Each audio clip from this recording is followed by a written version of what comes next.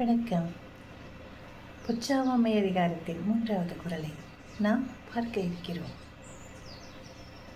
ஒரு மன்னனுக்கு மறதி, சோர்வு, களைப்பு இதெல்லாம் இருந்ததுன்னு சொன்னால் அவனுடைய நாட்டை அவன் சிறப்பாக ஆட்சி செய்ய இயலாது.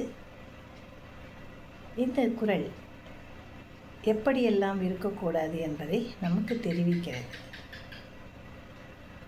பொச்சார்க்கு இல்லை புகைமை, பொச்சார்க்கு இல்லை புகழ்மை, அது உலகத்து எப்பால் நூலோர்க்கும் துணிவு, அது உலகத்து பால் நூலோர்க்கும் துணிவு, பொச்சார்க்கில்லை புகழ்மை, அது உலகத்து எப்பால் நூலோர்க்கும் துணிவு.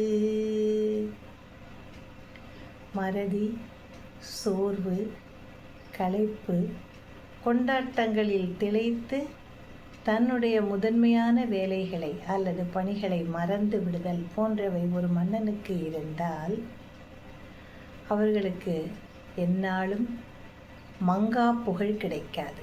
மங்கா புகழ் என்றால் என்ன? அழியாத புகழ் அல்லது நிலையான புகழ் என்பது கிடைக்காது என்பது அனைத்து நூல்களையும் கற்றுணர்ந்த அறிஞர்களின் முடிவான கருத்தாக இருக்கிறது.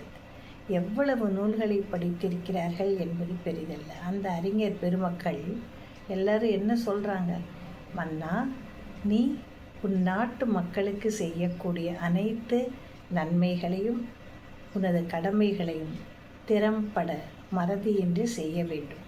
அவ்வாறு நீ ஏதாவது ஒரு சந்தர்ப்பத்தில் மறந்துவிட்டால் உனக்கு ஒரு நாளும் நிலையான புகழ் அமையாது என்று அறிந்தவர்கள் என்கிறது வள்ளுவம். நன்றி. நாளை அடுத்த குறளில் நாம் மீண்டும் சந்திக்கலாம்.